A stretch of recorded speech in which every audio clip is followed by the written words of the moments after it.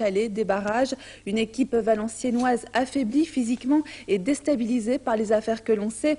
On voit mal comment elle pourrait sauver une situation qui semble bien compromise. Michel Lelon, Jean-Marie Barfetti.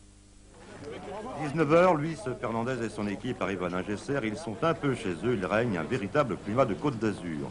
Autre retrouvaille, Francis Borelli, qui a pris en charge les destinées de l'AS Cannes. Côté valenciennois, on ne semble guère inquiet, on paraît même serein. Et première surprise, alors que l'on attendait au moins 15 000 personnes, les supporters n'étaient pas tous là, ils sont à peine 9 000. Et ce sont les Cannois qui s'offrent les premières actions dangereuses, notamment avec cette tête de Madar. 13e minute, Pajot rate son interception, nouvelle tête de Madar et sauvetage valenciennois. Et ce qui devait arriver, arriva.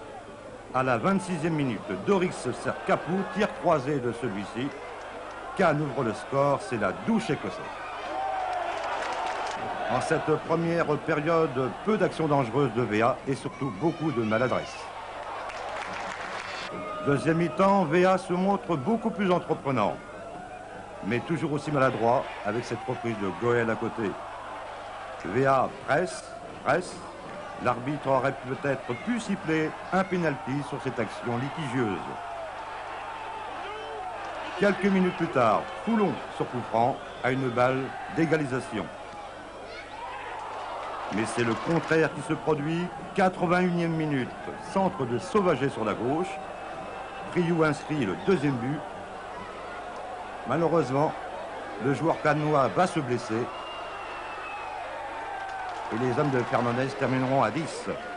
Ultime occasion de Boscovich pour VA en fin de partie. Un tir qui passera à gauche des montants de Lemasson. Et un joueur dont c'était la dernière apparition sort, il est très affecté.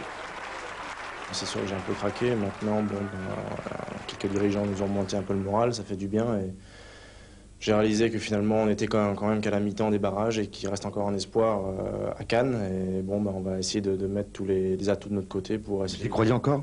Ah ben moi, j'y crois encore. De toute façon, un match, c'est un match. Ils ont réussi à gagner 2-0 ici, pourquoi pas nous? Je veux dire, on est quand même une équipe de D1 avec de très bons joueurs. On va essayer de faire l'exploit là-bas. Match retour mercredi prochain. Mais Cannes, géographiquement, c'est bien loin de Lourdes.